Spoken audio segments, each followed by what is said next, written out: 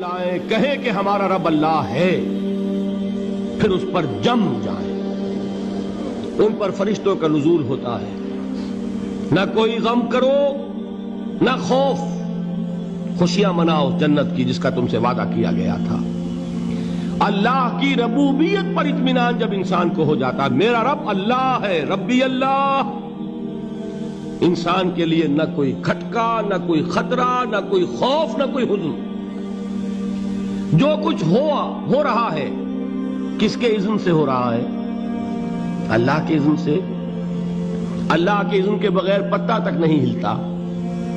یہ کوئی اندھا بہرا مادہ نہیں ہے جس سے مجھے کوئی خوف ہو۔ اندھا بھینسا چلا آ رہا ہو اس سے تو ڈرنے کا ہر انسان کو ڈرنا چاہیے، نہ معلوم کس کو ٹکر مار دے۔ لیکن نہیں، اس کائنات کو چلانے والا ایک سمیع و بصیر خدا ہے۔ وہ جو میرا دوست ہے، میرا ولی ہے۔ اللہ ولی الذین آمنوا یخرجہم من الظلمات الی النور۔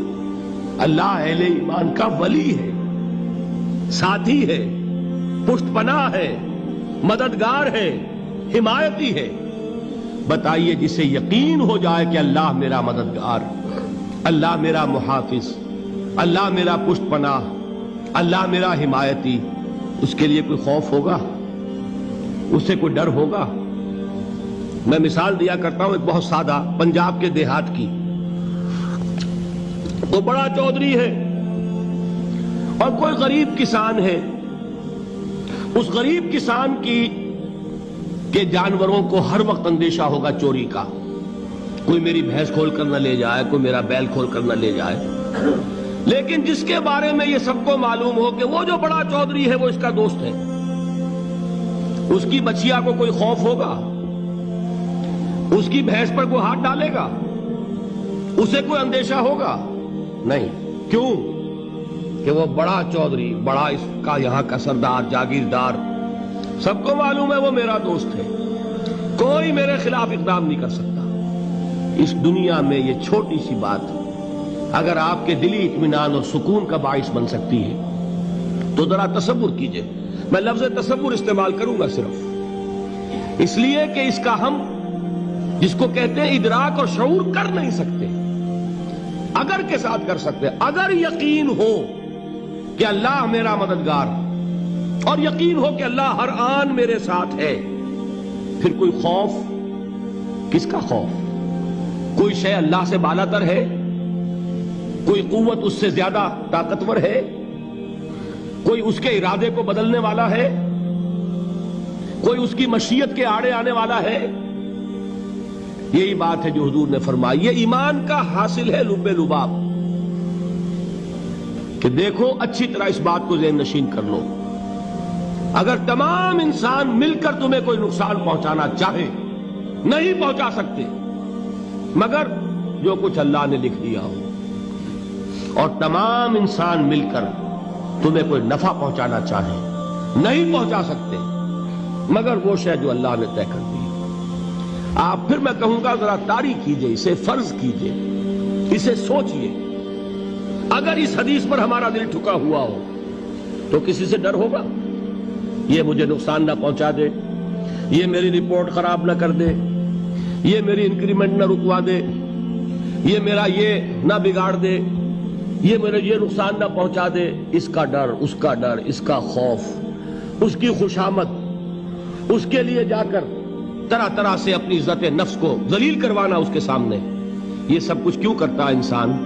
جب سمجھتا ہے کہ اس کے ہاتھ میں میرا کوئی نفع ہے، اس کے ہاتھ میں میرے لیے کوئی ضرر ہے، یہ مجھے کوئی غضب پہنچا سکتا ہے، یہ مجھے کوئی نقصان پہنچا سکتا ہے، یہ میرا کوئی کام بنا سکتا ہے، یہ میری کوئی ضرورت پوری کر سکتا ہے، اسی کا نام شرک ہے۔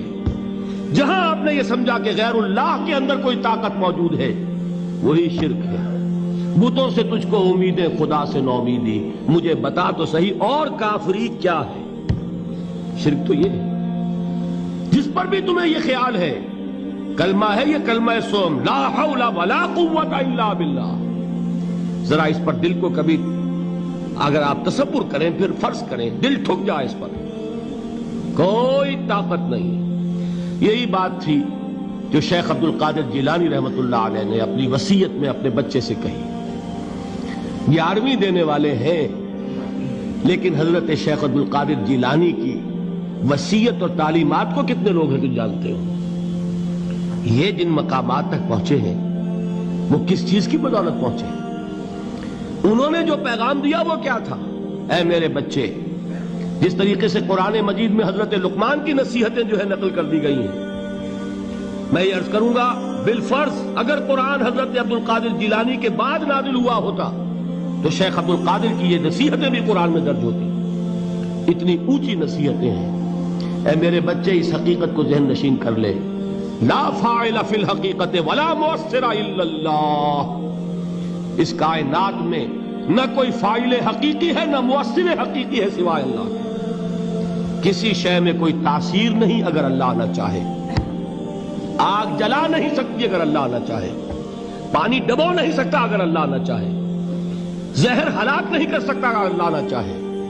کوئی چیز فائدہ نہیں پہنچا سکتی اگر اللہ نہ چاہے. تو در در پہ کیوں سر جھکاتے ہو؟ در در پر کیوں جبیں سائی کرتے ہو؟ سب کے سامنے کیوں ہاتھ پھیلاتے ہو؟ ایک اللہ سے مانگو. ایک اللہ کے سامنے زمین پر اپنی جبین رکھو.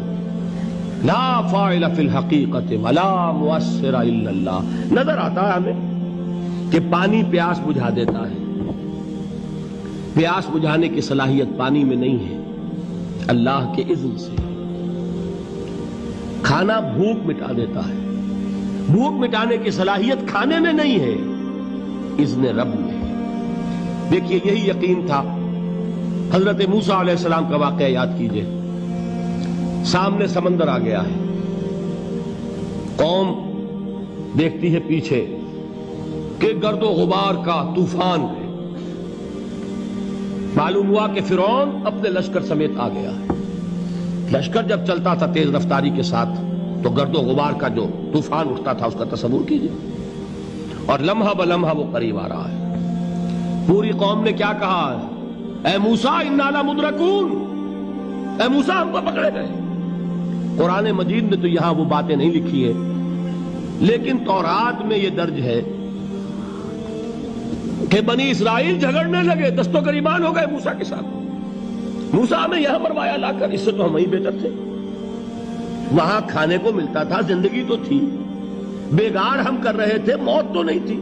اب جو کچھ ہوگا اس کا تصور کرو، جس طریقے سے ہمارے ٹکڑے اڑائے جائیں گے.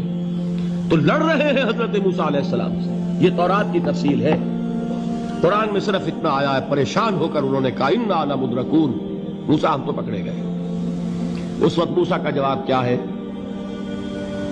کلا ان معی ربی سیہدین. نہیں، میرے ساتھ میرا رب ہے، وہ راستہ دے گا. بتائیے کہاں راستہ نظر آ رہا ہے؟ یہ ہے ایمان بالغیب. راستہ نظر نہ آئے تب اللہ پر یقین ایمان ہے. جیب میں پیسے ہوں اور تب دل کو اطمینان ہے تو ایمان کس پر ہوا؟ پیسے پر، اللہ پر نہیں. جب وسائل و ذرائع نہ ہو اور پھر یقین ہو کہ اللہ مسبب الاسباب ہے، وہ اسباب کا پابند نہیں ہے، وہ اسباب کا محتاج نہیں ہے، اسباب اس کے محتاج ہیں. اگر یہ یقین ہے تو اللہ پر ایمان ہے. یہ نہیں ہے تو تمہارا ایمان اسباب پر ہے، وسائل پر ہے، ذرائع پر ہے، مادیات پر ہے، اللہ پر نہیں. اس وقت کہاں راستہ تھا؟ کوئی راستہ تھا؟ سمندر ہے اور ادھر سے لشکر آ گیا ہے. کلا ان معی ربی سیہدین. اب دیکھیے ایمان کہہ دینا آسان ہے، ہوا معکم اینما کنتم، جہاں کہیں بھی تم ہوتے ہو اللہ تمہارے ساتھ ہوتا ہے. لیکن اس کا یقین قائم ہو جائے تو زمین و آسمان کا فرق واقع ہو جائے.